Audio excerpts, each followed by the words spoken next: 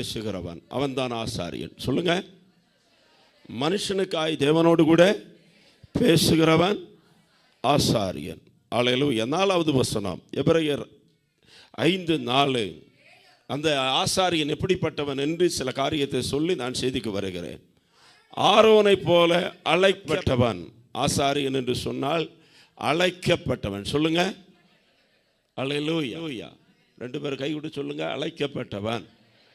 இன்னைக்கு அழைப்பு இல்லாதவர்கள் ஊழியத்தில் நிற்க முடியாது.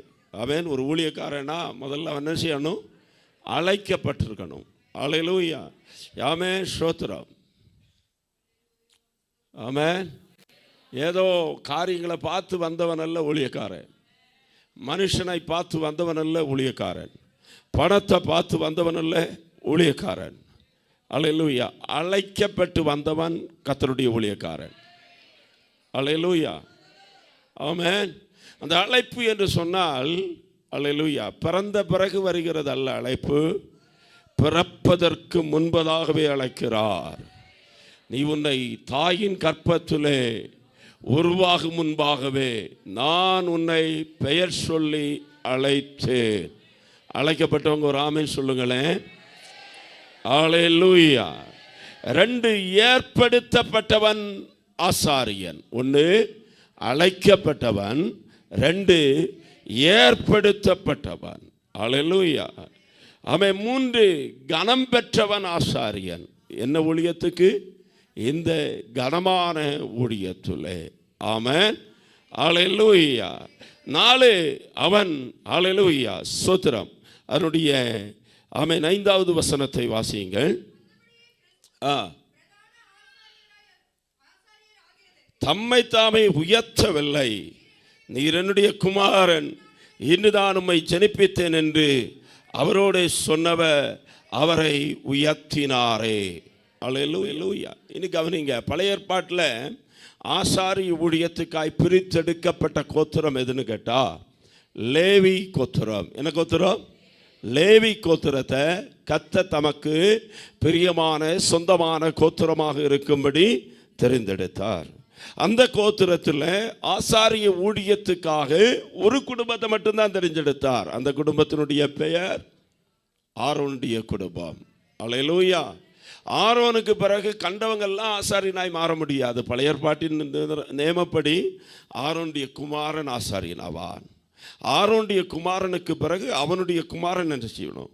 ஆசாரியனாய் மாறணும். அதான் ஆரோனுடைய வம்சத்தில் வந்த ஆசாரியர்கள். அல்லேலூயா. ஆனால் புதிய ஏற்பாட்டில் கர்த்தர் ஆமென் லேவி கோத்திரத்தில் பிறந்தவர் அல்ல இயேசு கிறிஸ்து. இயேசு கிறிஸ்து யூதா கோத்திரத்தில் பிறந்தவர். அல்லேலூயா. நீங்கள் இந்த எபிரெய நிருபம் 5 அதிகாரத்தில் வாசித்தா 3 ஆசாரியர்களை குறித்து சொல்லப்பட்டிருக்கும். 1 ஆரோனுடைய வம்சபடியிலே வந்த ஆசாரியன்.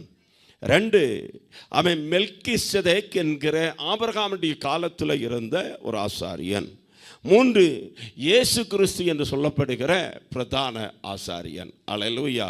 4வது அங்கே சொல்லப்பட்டிருக்கும் அவன் ஜாதிகளிலிருந்து வம்சங்களிலிருந்து தெரிந்தெடுக்கப்பட்ட விசுவாசிகளாகிய நம்மை கர்த்தர் ஆசாரியர்களாய் தெரிந்தெடுத்திருக்கிறார்.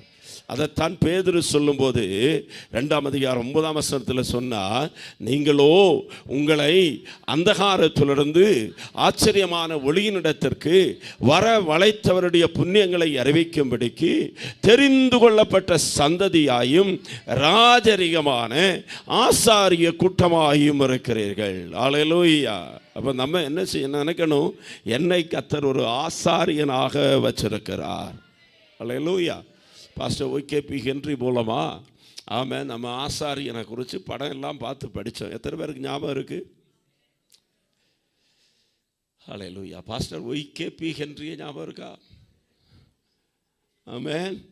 சோத்திரம். பார்த்த படம் ஞாபகம் இருக்கா? என்ன படம்? சோத்திரம். நமக்கு பார்த்த ரீலுக தான் ஞாபகத்தில் இருக்க ஒழிய ஆமென் வசனம் ஞாபகத்தில் இருக்கா? அல்லேலூயா. ஆசாரியனுடைய வஸ்திரம், ஆசாரியனுடைய தலைப்பாகை, ஆசாரியனுடைய மார்பில் தரித்திருக்க வேண்டிய கற்கள். அப்படின்னா ஆசாரியன் ஜனத்தை இருதயத்தில் சுமக்கிறவன். அவன் ஆசாரியனுடைய இருதயம் ஆமென் 12 கற்களால் புதியப்பட்டிருக்கிறது. அப்படி என்றால் ஒரு ஆசாரியன் ஜனத்தை தன்னுடைய இருதயத்தில் என்ன செய்கிறான்? சுமக்கிறான். ஊழியக்காரன் சாதாரணமானவன் அல்ல, ஜனங்களை தன்னுடைய இருதயத்தில் என்ன செய்கிறவன்? சுமக்கிறவன். அல்லேலூயா. இதை சுமந்து கொண்டு தான் ஜனங்களுக்காய் அவன் பலி செலுத்துகிறான். ஜனங்களுடைய பாவங்களுக்காய் தேவ சமூகத்தில் திறப்பில் நிற்கிறான். யோபு சொல்கிறாரே, தேவனுக்கும் மனுஷனுக்கும் இடையில் மனுஷனுக்காய் பேசக்கூடிய ஒருவர் இருந்தால் நல்லமாக இருக்குமே என்று சொன்னது போல அவன் நமக்காக பரிந்து பேசுகிற ஒரு பிரதான ஆசாரியனை கர்த்தர் நமக்கு தந்திருக்கிறார். அல்லேலூயா. அதனால் கண்ட ஆமென் சிலுவை வச்சிருக்கிற இடத்துல அல்லது கண்ட தேவாலயங்களுக்கு முன்பாக கண்ட சிலைக்கு முன்பாக போய் ഞങ്ങൾക്ക് வேண்டி அபிஷேகிக்கணுமே என்று சொல்லுகிறதுல அர்த்தம் இல்லை. ஒரே தரம் மரிப்பதும் பின்பு நியாய தீர்ப்பு அடைவதும் மனுஷனுக்கு என்ன செய்யப்பட்டிருக்கிறது? நியமிக்கப்பட்டிருக்கிறது. ஹல்லேலூயா. நமக்கு வேண்டி ஜெபம் பண்ணுகிற ஒரு புண்ணியவாளனையும் கர்த்தர் நியமிக்கவில்லை. அவன் 2 பேர் தான் அல்லேலூயா சொன்னீங்க. பாக்கி யாருங்க? அவன் மொட்டை போட போகிற ஆளுங்க போல இருக்கு. எங்கேயும் போய் மொட்டை போட்டுட்டெல்லாம் வந்துடக்கூடாது. அல்லேலூயா. ஆமென். அல்லேலூயா. அந்தோணியார் மொட்டை. ஆமென். பார்த்துருக்கீங்களா? பார்த்தது இல்லையோ? இந்த இவ்வளவுக்கு ஒரு வட்டம் போட்டு விடுவாங்க, பாக்கி எல்லாத்தையும் எடுத்துருக்கும். இதில் மட்டும் அதுக்கு பேர் என்ன மொட்டை? அந்தோணியார் மொட்டை, சூசேப்பர் மொட்டை, அருளப்பர் மொட்டை. நமக்கு தெரியும் அருளப்பர் மொட்டைனா எங்கே இருக்குன்னு. ஹல்லேலூயா. ஆமென். ஸ்தோத்திரம். நமக்காக யாரும் பிதாவினிடத்தில் போய் ஜெபம் பண்ண முடியாது. ஆமென். ஹல்லேலூயா. மரியம்மாயும் நமக்காக ஜெபம் பண்ண முடியாது. கன்னிமரியாலும் ஜெபம் பண்ண முடியாது. யோசேப்பும் நமக்காக ஜெபம் பண்ண முடியாது. ராயப்பெரும் ஜெபம் பண்ண முடியாது. சூசேப்பரும் ஜெபம் பண்ண முடியாது. அருளப்பெரும் ஜெபம் பண்ண முடியாது. அல்லேலூயா. அவங்க எல்லாம் அவங்க வேலையை செஞ்சு போயிட்டு இருக்கிறாங்க. அதனால் இனி வீட்டில் செத்த ஆளுகளுக்குள்ள போட்டாயை வச்சு மெழுதிரியை கொளுத்தி வைக்க வேண்டிய அவசியம் இல்லை. அல்லேலூயா. நமக்காய் பிதாவின் வலது பார்சத்தில் பரிந்து பேசுகிற ஒரே பிரதான ஆசாரியன் இருக்கிறார். அவர் ஆமென் பழைய ஏற்பாட்டு பிரதான ஆசாரியர் எல்லாம் கவனிங்க, நல்லா கவனிக்கணும். பழைய ஏற்பாட்டு பிரதான ஆசாரியர் எல்லாம் ஆடுகளை பலியாய் செலுத்தி ஆட்டினுடைய இரத்தத்தை கையில் எடுத்துக்கொண்டு வருஷத்தில் ஒரு விசை ஆமென் ஆசரிப்பு கூடாரத்தினுடைய மகா பரிசுத்த ஸ்தலத்துக்குள்ளே போகணும். போகும்போது அல்லேலூயா போன தடவை போன நம்ம உபவாச நாட்களில் ஆமென் பாசகிதியும் ஆமென் சோதரம் வேறும் போச்சே. ஆமென் ரிச்சர்ட் அதை அழகாக சொன்னார். உங்களுக்கு ஞாபகம் இருக்கான்னு தெரியலை. அல்லேலூயா. ஆமென். அல்லேலூயா. காலில் என்ன கட்டணும்? சங்கிலி கட்டியிருக்கணும். இந்த சங்கிலி கட்டிட்டு தான் போகணும். இந்த சங்கிலியுடைய சத்தம் கேட்கும்போது தெரியும் அவர் உயிரோடு கூட இருக்கிறார்னு. சங்கிலியுடைய சத்தம் கேட்கலன்னா செத்து போனார்னு அர்த்தம். அல்லேலூயா. உள்ளே போய் யாரும் எடுக்க முடியாது. மகாபரிசு ஸ்தலத்தில் இந்த சங்கிலியில் கட்டி அவன் இடையிட இழுத்து பார்ப்பாங்க. உயிர் இருந்துன்னா அவர் அங்கேருந்து காலை ஆட்டி காட்டுவார். அல்லேலூயா. இந்த ஆசாரியன் மகா பரிசுத்த ஸ்தலத்தில் பாவ நிவாரண பலியாக செலுத்தப்பட்ட இரத்தத்தை கொண்டு போய் தனக்காகவும் ஜனங்களுக்காகவும் பாவ நிவர்த்தி அங்கே செய்யணும். ஆனால் புதிய ஏற்பாட்டில் நமக்காக கிருபாதார பலியாய் அந்த பிரதான ஆசாரியனே பலியாக மாறினார். பலியான செம்மறி பாவங்களெல்லாம் சுமந்து தீர்த்தவரே. நல்லா கரங்களை உயர்த்தி பலியான செம்மறி பாவங்களெல்லாம் சுமந்து தீர்த்தவரே. சத்தமாய் பரிசுத்த இரத்தம் எனக்காக அல்லோ பாக்கியம் பாக்கியமே சபா. பரிசுத்த இரத்தம் எனக்காக அல்லோ பாக்கியம் பாக்கியமே. கரமுயர்த்தி எஸ் படைத்தவரே ஆராதனை ஆராதனை இயேசுப்பா. பரிசுத்தரே படைத்தவரே ஆராதனை ஆராதனை எபிரேயர் 4:14 வேகமாய் வாசியுங்கள். தமிழ்ல வாசிச்சாலும் பரவாயில்ல.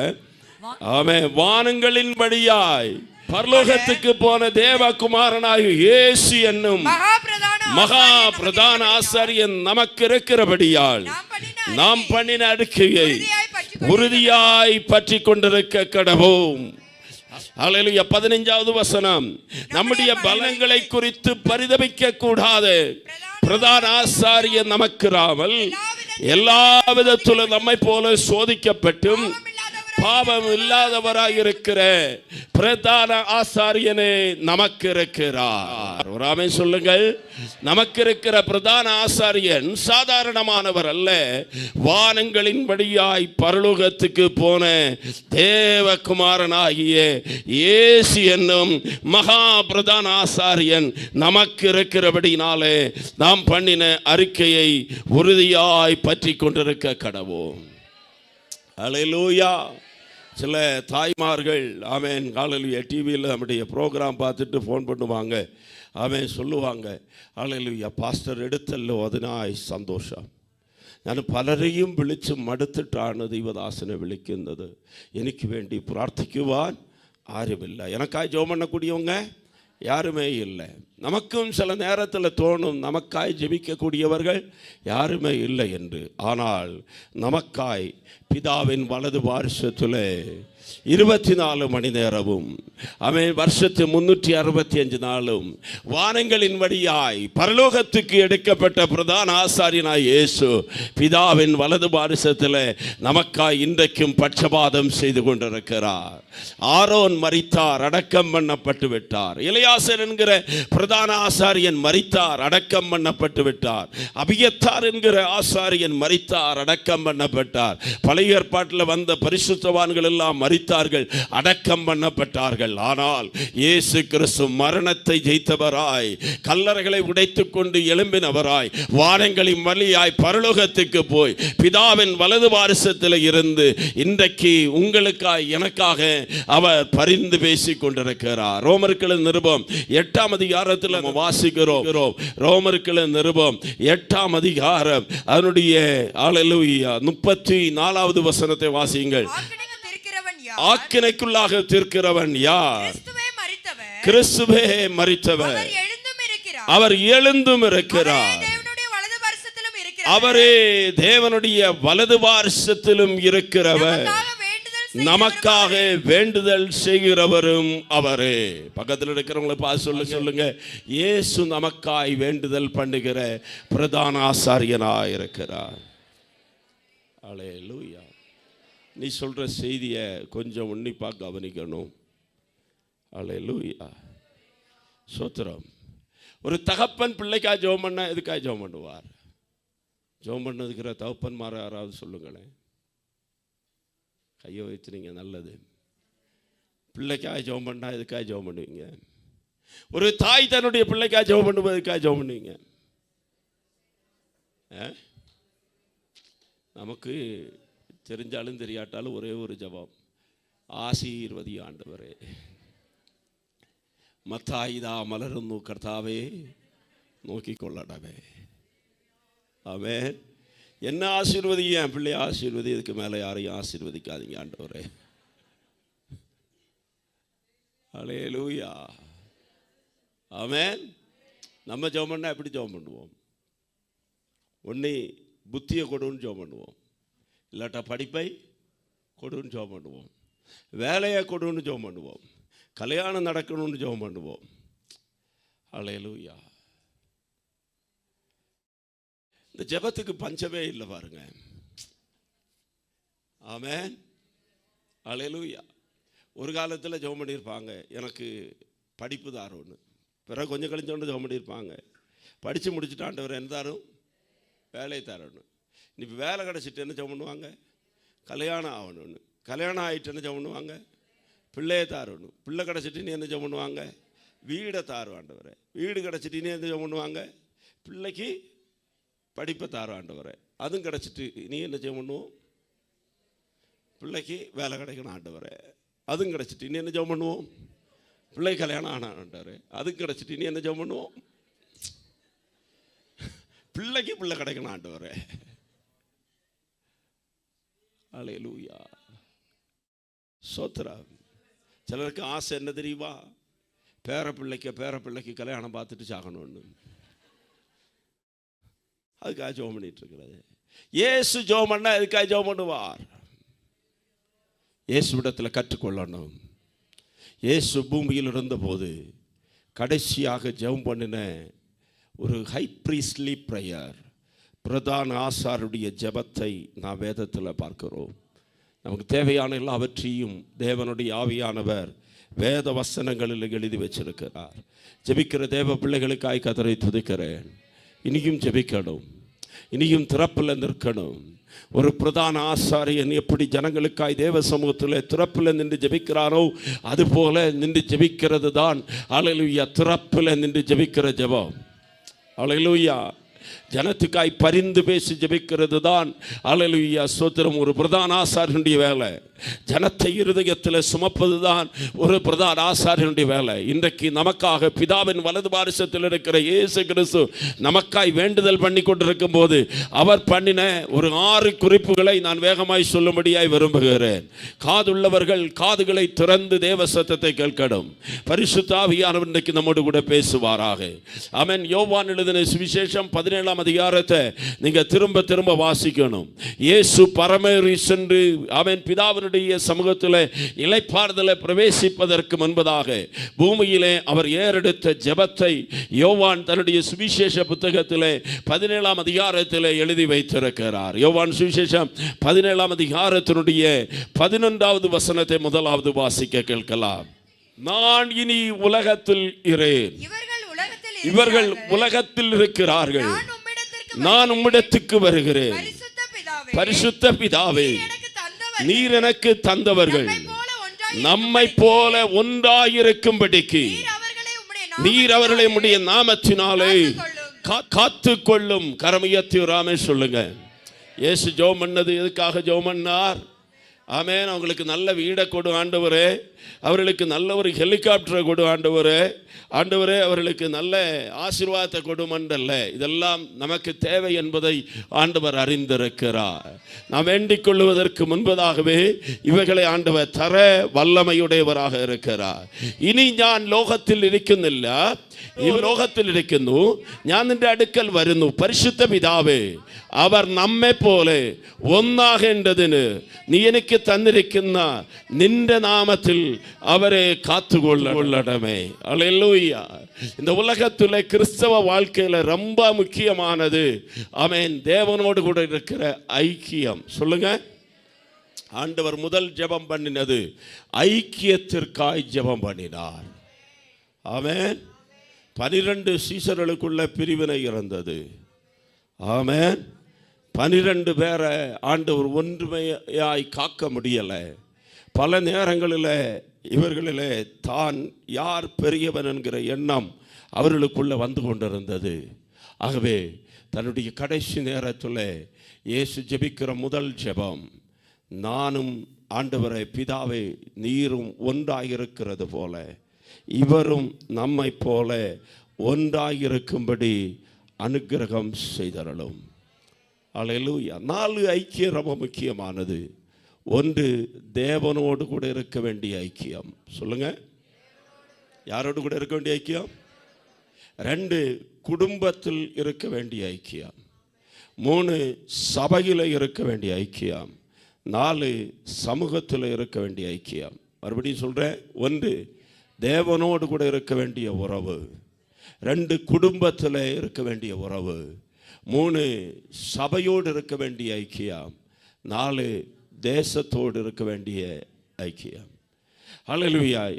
ஐக்கியம் இல்லாதவர்கள் யார் என்று கேட்டால், வீட்டில் பிரிவினையோடு கூட இருக்கிறவங்க யாருன்னு கேட்டால், சபையில் பிரிவினையோடு கூட இருக்கிறவர்கள் யாருன்னு கேட்டால், தேவனோடு கூட இருக்கிற உறவு சரி இல்லாதவர்கள்.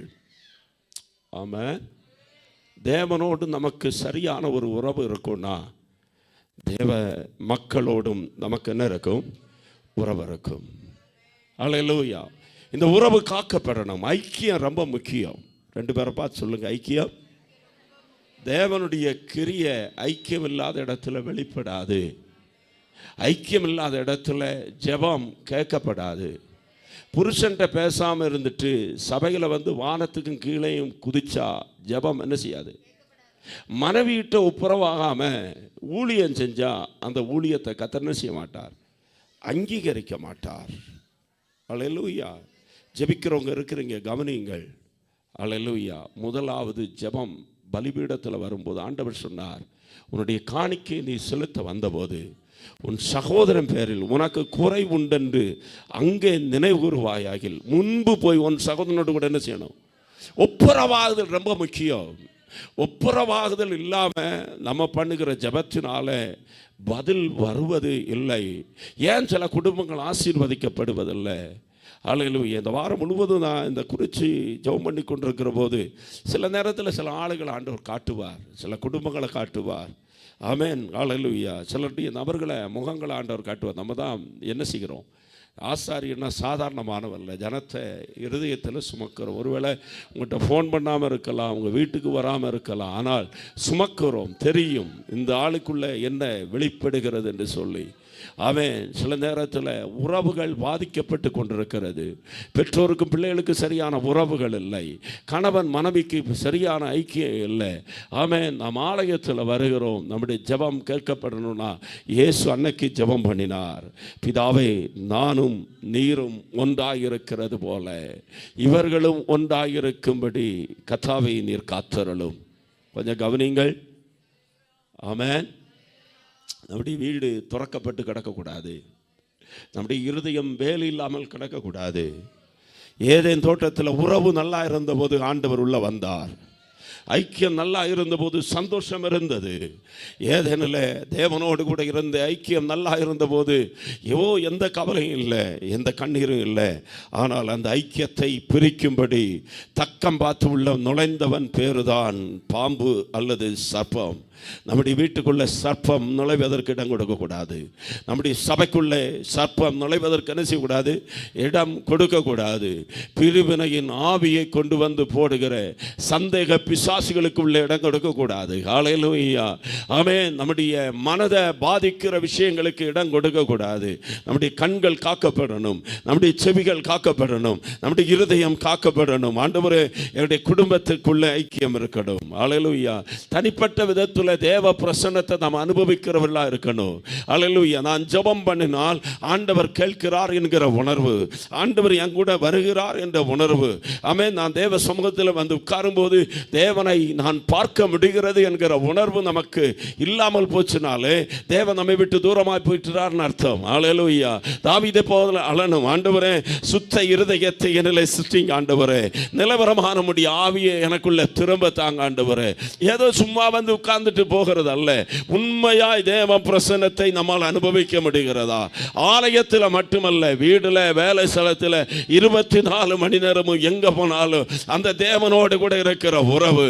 எனக்கு தேவனோடு கூட சஞ்சரித்து கொண்டிருந்த போது அவன் எடுக்கப்பட்டான். அந்த அனுபவத்தை கத்த தரணும். அல்லேலூயா.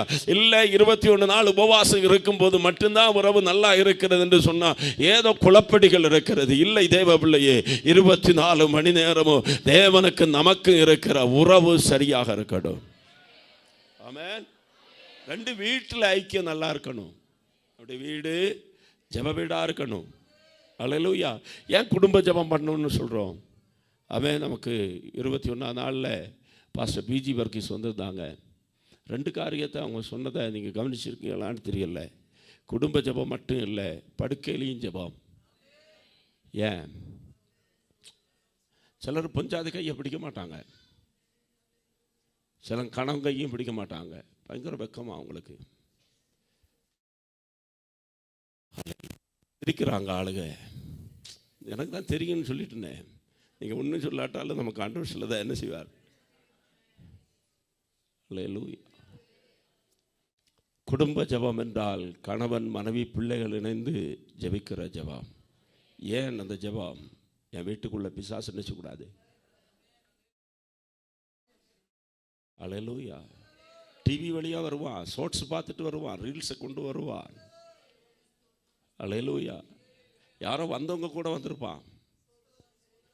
அல்லேலூயா. வந்த பொருள் கூடயும் வந்திருப்பான், வாங்கிட்டு வந்த சாப்பாடு கூட வந்துடலாம். அல்லேலூயா. விழித்திருந்து என்ன செய்யணும்? ஜெபம் பண்ணணும். குடும்ப உறவுகள் நம்ம முக்கியம். அழலி ராத்திரியில் அவன் சும்மா அவன் அழலி ஆடு மாடு படுக்கிற மாதிரி படுக்கக்கூடாது. கணவனும் மனைவியும் கைகோர்த்து ஜெபம் பண்ணணும். தேவன் அடைக்கப்பட்ட வாசலை திறப்பார். இயேசு ஜெபம் பண்ணார் ஐக்கியத்துக்காக. ஒன்றுபட்டால் பரிசுத்த ஆவியானவர் இறங்கி வருவார். எப்போ சபை 120 பேர் இருந்த சபை ஒருமனப்பட்டார்களோ அந்த இடத்துல தான் பரிசுத்த ஆவியானவர் இறங்கி வந்தார். 2-3 பேர் இருக்கிற இடத்துல ஒருமனப்பட்டு பாருங்க, வியாதிகள் உங்களை விட்டு மாறும், சாபங்கள் உங்களை விட்டு நீங்கி போகும். நீண்ட நாட்களாய் அவன் நீங்கள் வடிக்கிற கண்ணீருக்கு பதிலை கத்த தருவார். கேட்கப்படாத ஜெபங்கள் கேட்கப்படும். ஐக்கியத்தை உருவாக்கணும். அதுக்காய் முயற்சி பண்ணணும். அதுக்காய் முன்கை எடுக்கணும். அதுக்காய் தேவ சமூகத்தில் நிற்கணும். திறப்பில் நின்று ஆண்டவரே நானும் என் வீட்டாரும் வென்றால் கர்த்தரையே சேவிப்போம் என்று சொல்லி ஜெபம் பண்ணி பாருங்க. அந்த ஒருமனப்படுகிற இடத்துல தேவ பிரசன்னம் வெளிப்படும். இந்த கால வேளையில் இயேசு ஜெபம் பண்ண முதல் பா என்று அவன் ஐக்கியத்திற்காக சொல்லுங்க. நல்லா கையை பிடிச்சு பக்கத்தில் உங்களுடைய கரங்களை பிடிக்க சொன்னால் பிடிக்கணும். ஏன் பிடிக்கிறோம்? அந்த ஐக்கியம் வெளிப்படுவதற்காக. அல்லேலூயா. ஆமென். ஊழியங்களில் எந்த காரியத்திலெல்லாம் ஒருமனப்பட முடியுமோ அத்தனை காரியத்தில் என்ன செய்யணும்? ஒருமனப்படணும். சபையினுடைய தரிசனத்தோடு கூட என்ன செய்யணும்? ஒருமனப்படணும். தேவ திட்டங்களோடு கூட என்ன செய்யணும்?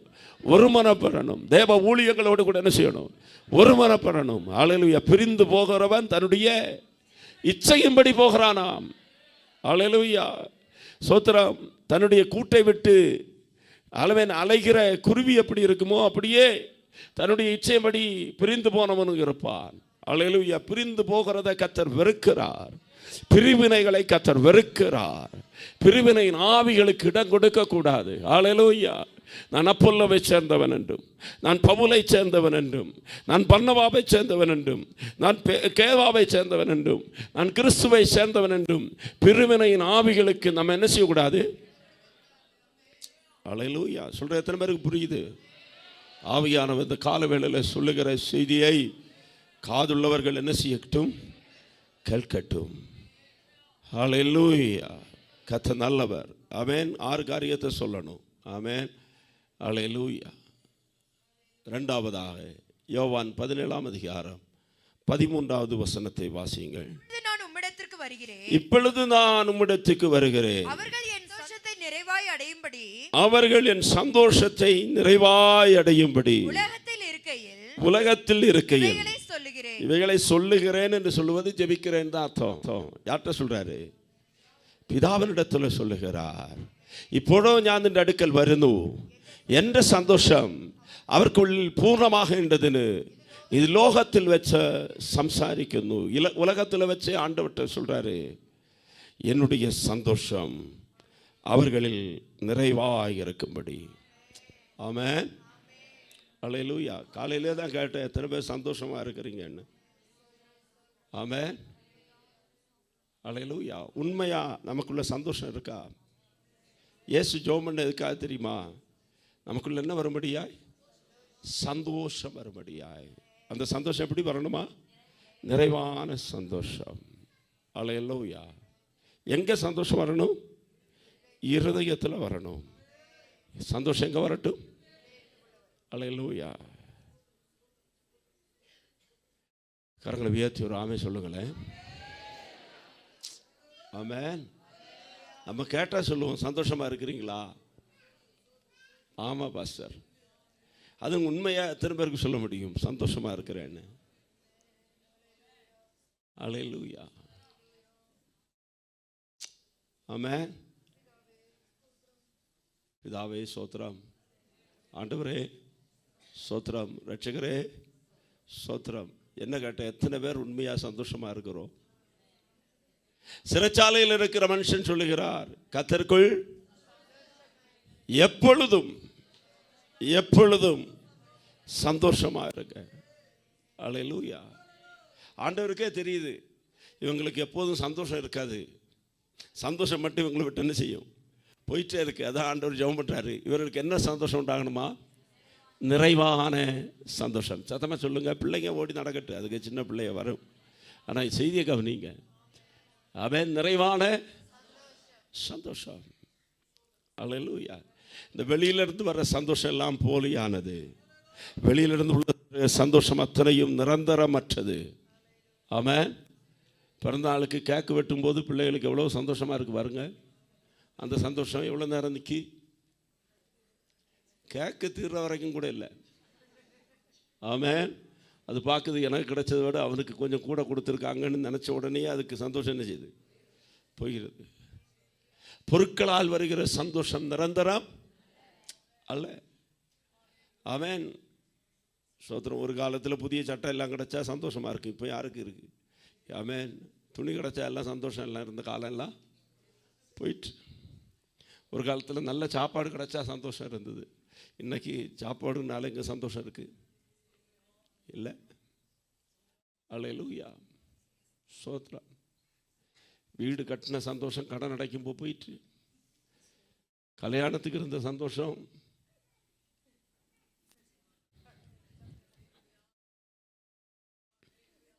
கல்யாணம் பண்ணுற வரைக்கும் சந்தோஷம்தான். கல்யாணம் பண்ண பிறகு அந்த சந்தோஷமும். சில ஆளுக்கு எல்லாம் குருசு சுமக்கிற மாதிரி தான் சுமக்குது.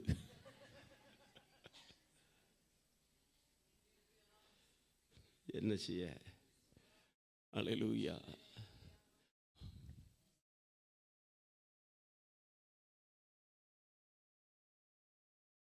கர்த்தர் நமக்கு நல்லது தந்திருக்கிறா அப்படின்னு நினைக்கணும். மனைவியை கண்டடைகிறவன் நன்மையை கண்டடைகிறானாம். கர்த்தரால தயவு பெறுவானாம். மனசு தான் காரணங்க. சரி போட்டு அப்படி நான் நிறைய சம்பவம் மனசில் வருது, செய்தியை முடிக்கணும். அல்லேலூயா. ஆமென். இது ஒன்றும் நிரந்தரம் அல்ல. பணம், பொருள், பதவி, இந்த உலகத்தில் காண்கிறவைகள் ஒன்றும் நிரந்தரம் அல்ல. ஆகவே தான் சங்கீதக்காரர் சொன்னார், அவர்களுக்கு தானியமும் திராட்சரசமும் பெருகியிருந்த காலத்தில் உண்டாயிருந்த சந்தோஷத்தை காட்டிலும் அதிக சந்தோஷத்தை எனக்கு தந்தீர். ராமே சொல்லுங்களேன். இன்னைக்கு சில ஆளுகளுக்கு இக்கரைக்கு அக்கறை பச்சையாக தான் தெரியும். நம்ம பாருங்கள். சோத்திரம். பைக்கில் போகிறாங்க, நான் நடந்து போகிறேன்னு. சிலர் நினைப்பாங்க, பாருங்கள் சோத்திரம், நம்ம ஓட்ட வீட்டில் இருக்கிறோம், நல்ல வீட்டில் இருக்கிறாங்களே, பாருங்கள் அவன் கார் வச்சுருக்கிறானே, அவன் பிள்ளை வெளிநாட்டில் வேலை செய்தே. சோத்திரம். அவன் இதெல்லாம் நமக்கு கிடைச்ச சந்தோஷம் வந்துடுமா? சொல்லுங்கள். ஒரு காலத்தில் எதெல்லாம் இல்லைன்னு நினச்சோமோ அதெல்லாம் இன்னைக்கு இருக்கா? இருந்த பிறகு அன்னைக்கு இருந்த சந்தோஷம் இன்னைக்கு இருக்கா? அன்னைக்கு இருந்த திருப்தி இன்னைக்கு இருக்கா? இனி என்னதான் வந்தாலும், அம்பானியாக மாறினாலும் உங்களுக்கு என்ன வராது, அதானியாக மாறினாலும் என்ன வராது, பில்கேட்டாக மாறினாலும் நமக்கு என்ன வராது. ஆனால் சந்தோஷம் குடிசையில் இருந்தாலும், கஞ்சி குடிச்சிட்டு இருந்தாலும், சிறைச்சாலைகள் இருந்தாலும் பக்தனுக்குள்ளே இருக்கும். எப்போ தெரியுமா? இயேசு உள்ளே இருக்கும்போது, ஆவியானவர் உள்ளே இருக்கும்போது, ஆண்டவர் கூட இருக்கிறார் என்கிற தைரியம் இருக்கும்போது, எந்த வனாந்தரமானாலும் அந்த வனாந்தரத்துலையும் தேவ பிரசன்னத்தை அனுபவித்து கொண்டிருக்க முடியும். நீர் என்னோடு இருக்கும்போது என்னாலும் வெற்றி வெற்றியே. நீர் என்னோடு இருக்கும்போது என்னாலும் வெற்றி வெற்றியே. தோல்வி எனக்கில்லையே, நான் தோற்று போவதில்லையே. தோல்வி எனக்கில்லையே, நான் தோற்று போவதில்லையே. நீர் என்னோடு இருக்கும்போது என்னாலும் வெற்றி வெற்றியே. இயேசு என்னோடு இருக்கும்போது என்னாலும் வெற்றி வெற்றியே. ஹல்லேலூயா. பணம், பொருள், பதவி இது ஒன்று நல்ல சந்தோஷத்தை தருவது.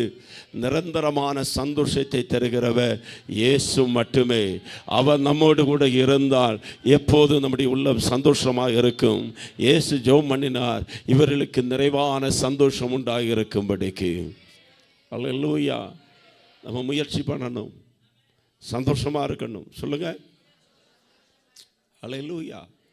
விசுவாசிகளும் தேவ பிள்ளைகளும் மட்டும் எப்போதும் அந்த தேவ சந்தோஷத்தில் இருந்தால் சுவிசேஷம் சொல்லாமலே ஆத்துமாக்கள் ரட்சிக்கப்படுவாங்க, தெரியுமா? அல்லேலூயா. நம்ம போய் நம்ம சோக கதையை 4 பேர்கிட்ட சொல்லிட்டுலாம் இருக்கிறோம். அல்லேலூயா. அவன் என்ன நினைக்கிறான், இவங்க விழுந்து 21 நாள் ஜெபம் பண்ணி உபவாசம் இருந்துட்டு இவனுக்கே மாறல, பிறகு நம்ம போனால் எங்க? அல்லேலூயா. இவங்க வீட்டு பிரச்சனையே இன்னும் என்ன செய்ய மாட்டேங்குது, தீர மாட்டேங்குது. பிறகு இவங்க கூட நம்ம போனால்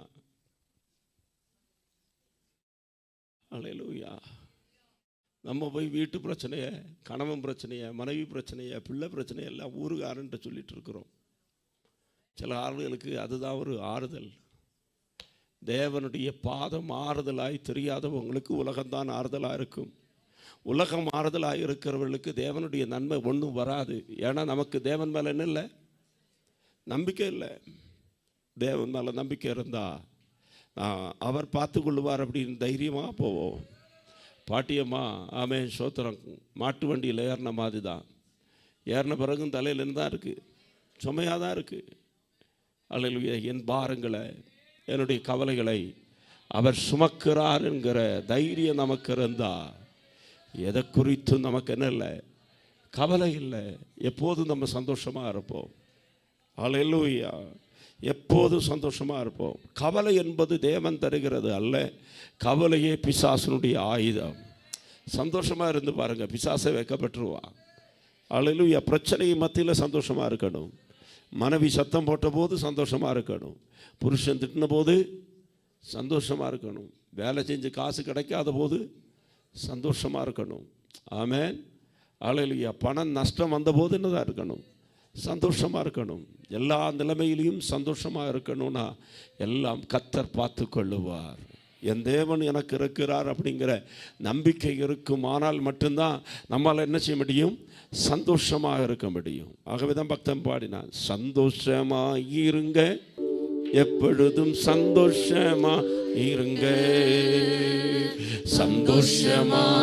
2 பேரை பார்த்து சொல்லுங்க, பக்கத்தில் இருக்கிற ஆளை பார்த்து சொல்லுங்க. உயர்வானாலும் தாழ்வானாலும், உயர்வானாலும் தாழ்வானாலும் சர்வவல்ல தேவன் நம்மோடு இருக்கிறார். சர்வவல்ல தேவன் நம்மோடு. சிரிச்சு சந்தோஷமாயிருங்க, எப்பொழுதும் சந்தோஷமாயிருங்க, சந்தோஷமாயிருங்க, எப்பொழுதும் சந்தோஷமாயிருங்க. ஆமென். அல்லேலூயா. ஆமென். ஸ்தோத்திரம். என்ன செய்ய, பாட்டு வந்தா வாட்சி நிற்காதே, பாடி பாடி ஆராதிக்கணும்னு ஆசைதான். அல்லேலூயா. அத்திமரம் துளிர்விடாமல் போனாலும், திராட்சை செடி பலங்கொடாமல் போனாலும் கர்த்தருக்குள். அல்லேலூயா. ஆமென். அல்லேலூயா. யாரையும் பார்த்து ஆண்டவர் தீர்க்க தரிசனமாக சொல்கிறாரு, கண்ணீர் விட்ட காலம் போதும், சந்தோஷமாக இரு, சிரிங்க. என்ன செய்யணும், சிரிக்கணும். துர்ச்செய்தியை கேட்கும்போது சிரிக்கணும். பிரச்சனைகளுடைய வார்த்தைகளை கேட்கும்போது சிரிக்கணும். எப்போ சிரிக்க முடியும், இயேசு கூட இருக்கிறாருங்கிற தைரியம் வரும்போது நல்லா சிரிக்க முடியும். அல்லேலூயா. ஆமென். அல்லேலூயா. 4 பேர்கிட்ட கண்ணீர் விட்டால் பரிதாபப்படுவாங்கன்னு நினைக்காதீங்க, அதுதான் நமக்கு ஆப்பா மாறிடும். கண்ணீர் விடணும்னால் தேவ சமூகத்தில் நல்லா அழணும். அழுது முடித்த பிறகு ஜெபம் கேட்கப்பட்டதுங்கிற சந்தோஷத்தில் அப்புறம் அவளுடைய முகம் துக்கமாக இருக்கவில்லை. அவ்வளோதான், அவ்வளோதான். எல்லாத்தையும் இறக்கி வச்சுட்டு போயிட்டணும். அல்லேலூயா. இங்கே வரும்போது முடிஞ்சாமல் அழணும். அழுது முடித்து இங்கேருந்து வெளியே போகும்போது சிரிச்சுட்டே போயிடணும். அல்லேலூயா. வேலை ஸ்தலத்தில் சிரிச்சுட்டே இருக்கணும். அல்லேலூயா. நடந்திருக்கிற இடத்துல சிரிச்சுட்டே இருக்கணும். அவர் என் கூட இருக்கிறார், அவர் எனக்காக எல்லாவற்றையும் பார்த்துக்கொள்வார். ஏன்னா பிதாவிடத்தில் இயேசு நின்று இன்னைக்கு ஜெபம் பண்ணிட்டு இருக்கிறார். நமக்கு சந்தோஷம் உண்டாகும்படியாய் சொல்லுங்க. நம்ம சந்தோஷமாக இருக்கணும்னு, நம்முடைய குடும்பம் சந்தோஷமாக இருக்கணும், நம்முடைய பிள்ளைகள் சந்தோஷமாக இருக்கணும், சபை சந்தோஷமாக இருக்கணும், நிறைவான சந்தோஷம் நமக்குள்ளே இருக்கும்படியாய் பிதாவினுடைய வலது வாரிசத்தில் இயேசு நின்று ஜெபம் பண்ணிட்டு இருக்கிறாரா? அல்லேலூயா, ஆமென். பஞ்சாயத்துக்காரங்களுக்கு வீடு தரலாம் இல்லையா? பஞ்சாயத்துக்காரன் தருவாங்க, லோக்கல் இருந்து வீடு தருவாங்க, சரி, அல்லேலூயா. சந்தோஷம் தர முடியுமா? அல்லேலூயா. சாப்பாடு இல்லைன்னா 2 பேருக்கு கிட்டு வாங்கி தரலாம், வஸ்திரம் இல்லைன்னா வஸ்திரம் வாங்கி தரலாம். ஆனால் சந்தோஷத்தை இந்த உலகத்தில் யாரும் ஆண்டவர் அதுக்காக ஜெபம் பண்ணுறாரு. என் பிள்ளைகளுக்கு என்ன இருக்கணும்? நிறைவான சந்தோஷம். சொல்லுங்கள், நிறைவான சந்தோஷத்தை தருகிற ஆண்டவரே, எங்களுக்கு அந்த சந்தோஷத்தை தந்திருக்கிறதுக்காக ஸ்தோத்திரம். இப்போ கேட்குறேன், எத்தனை பேருக்கு சந்தோஷம் இருக்குது? உண்மையை சொல்கிறேன், உங்களுக்கு சந்தோஷம் இல்லாட்டா நீங்கள் சாத்தாம்பிள்ளை தான். அல்லேலூயா. என்ன பாஸ்டர் அப்படி சொல்கிறீங்க? சாத்தாம்பிள்ளை தான் துக்கமாக இருக்கும். கருப்பு வஸ்திரத்தை போட்டுட்டு இயேசு பிள்ளை சந்தோஷமாக இருக்கும். இயேசு என்னோடு இருப்பதை நினைச்சிட்டா நுள்ளம் போதும். இயேசு உள்ள இருக்கிற நினைச்சா சந்தோஷம்தான். அப்போ இயேசு போயிட்டார், அதான் துக்கமாக இருக்கிறீங்க. இயேசு போனால் யாருடைய பிள்ளை? அல்லேலூயா. பக்கத்தில் இருக்கிற ஆளை பார்த்து அழும்போது கேட்கணும். யாராவது வந்து அழுதுட்டு ஏதாவது சொன்னாங்கன்னா கேட்கணும், ஏசப்பா பிள்ளையா, சாத்தா பிள்ளையா? அல்லேலூயா. ஆவியானவரே நன்றி. அல்லேலூயா, ஆமென். தேவனுடைய பிரசன்னத்துக்காக நன்றி செலுத்துகிறேன். கர்த்தருக்கு உலாவி கொண்டிருக்கிறார். அல்லேலூயா. யாரையோ கர்த்தர் தொடுறாரு. ஆமென். அப்படி பலகீனங்களை மாற்றுகிற ஆண்டவர். ஆமென். அவர் வந்தாலே எவ்வளோ சந்தோஷம். 1, நமக்குள்ளே ஐக்கியம் உண்டாகும்படி அவர் ஜெபம் பண்ணார். 2, நமக்குள்ளே சந்தோஷம் உண்டாகும்படி. 3ஆவதாக ஆமென் 15வது வசனம்.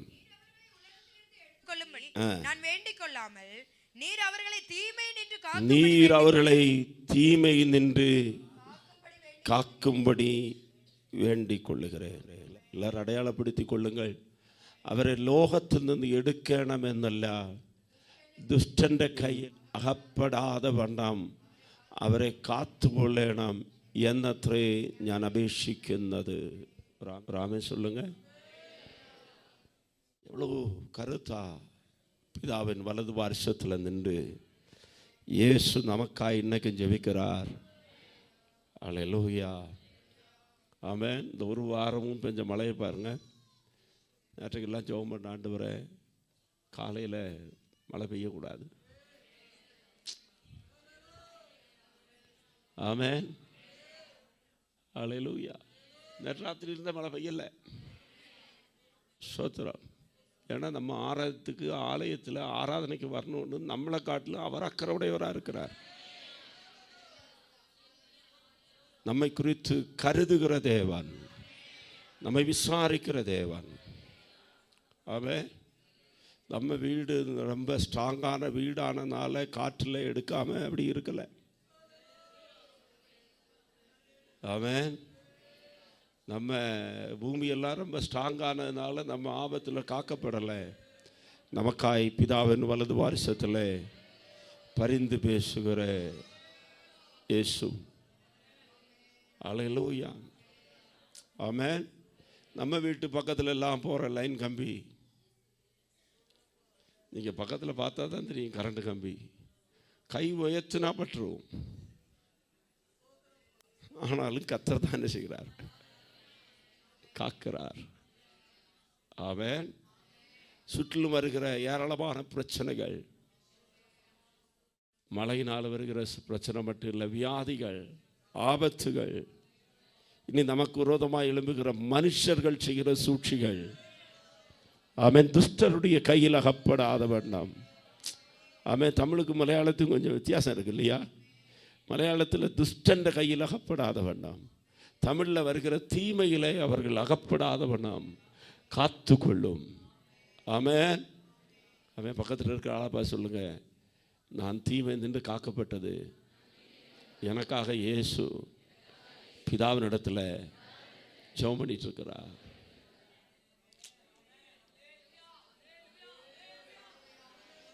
அல்லேலூயா.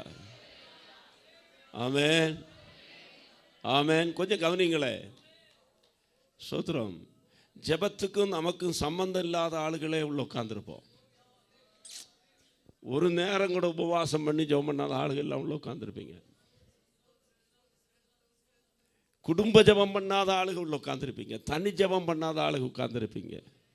பிறகு அப்படி தண்ட இடமா நெஞ்ச விரிச்சு நடப்போம். நான் ஜெபம் பண்ணாட்டாலும் பரவாயில்லன்னு.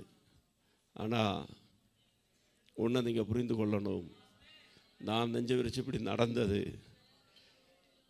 நம்முடைய திறமையினால் அல்ல, உங்களுக்காக எனக்காக பிதாவின் வலது பார்சத்தில் ஆண்டவராக இருக்கிற இயேசு கிறிஸ்து இன்னைக்கு ஜெபம் பண்ணிட்டு இருக்கிறார். சபை ஜெபிக்கிறது உண்மைதான். அவன் ஜெபிக்கிற தேவ பிள்ளைகள் உண்டு, அதற்காய் ஸ்தோத்திரம். ஆனால் அவன் ஒரு நல்ல தோட்டக்காரனை போல அவர் நின்று கொண்டு ஜெபிக்கிறார். இந்த வருடமும் இருக்கட்டும் ஆண்டவரே, இந்த வருடம் நான் கொத்துவேன், எரு போடுவேன், இந்த வருடம் நான் விசாரிப்பேன். ஆமென், அல்லேலூயா, ஆமென். அனனியா சப்பீரா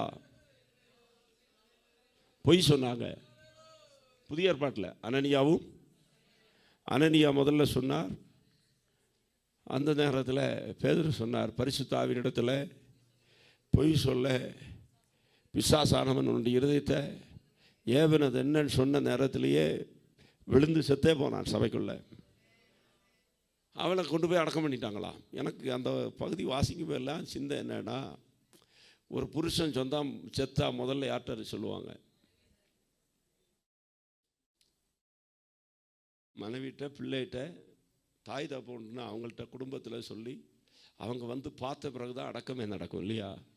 ஆனால் இங்கே ஒருத்தன் விழுந்து செத்தவனை யாருக்கும் சொல்லாமல் அடக்கம் பண்ணிட்டாங்க. மனைவிக்கு என்ன செய்யலை, புருஷன் செத்து அடக்கம் பண்ணது கூட தெரியாமல் அவள் வரா. அவளும் போய் சொன்னா, அவளே என்ன செய்தாச்சு. இப்படி இன்னைக்கு நடந்தா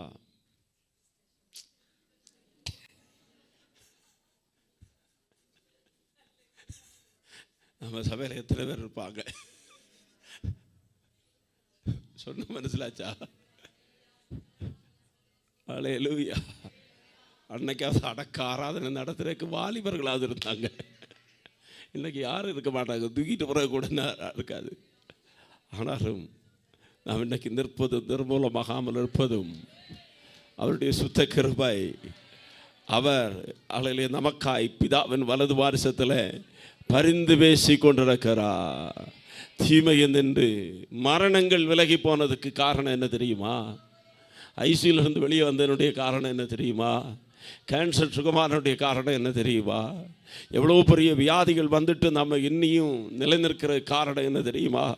பிதாவின் வலது வாரிசத்தில் ஒரு மகா பிரதான ஆசாரியனாய் நின்று இயேசு நமக்காக பரிந்து பேசி கொண்டிருக்கிறபடினாலே, அல்லேலூயா, அந்த நல்ல பிரதான ஆசாரியரை அவை சார்ந்து கொள்ளுவோம். 3 காரியம் முக்கியம். இன்னைக்கு அதை மட்டும் சொல்லி முடிக்கிறேன். 1 ஐக்கியம், 2 சந்தோஷம், 3 பாதுகாப்பு. சொல்லுங்க. 1 ஐக்கியம். ஐக்கியம், தேவனோடு நல்ல ஐக்கியம் வேணும், குடும்பத்தோடு நல்ல ஐக்கியம் வேணும், சபையோடு நல்ல ஐக்கியம் வேணும், தேசத்தோடு நல்ல ஐக்கியம் வேணும். 2 சந்தோஷம், பொருள்னாலே அல்ல, சூழ்நிலைகளினால் அல்ல, இயேசு தருகிற சந்தோஷம், நிறைவான சந்தோஷம். 3 எல்லா தீமைகளுக்கும் விலக்கி காக்கும்படி நமக்காய் ஜெபிக்கிற ஆண்டவர், நமக்காய் ஜெபிக்கிறபடினால்தான் நம்முடைய வீடு, நம்முடைய வாகனம், நம்முடைய பிள்ளைகள் இருக்கிற இடங்களிலே அவர்கள் காக்கப்பட்டு கொண்டிருக்கிறாங்க. இதுவரையும் காத்த ஆண்டவர் இனியும் நம்மை பாதுகாப்பாராக, இனியும் மேன்மையாய் நம்மை நடத்துவாராக, இனியும் மகிமையாய் நம்மை நடத்துவாராக. சங்கீதக்காரர் சொன்னது போல இந்த தேவன் என்றென்றைக்கும் உள்ள சதா காலங்களிலும் நம்முடைய தேவன் மரண பரியந்தம் நம்மை நடத்துவார்.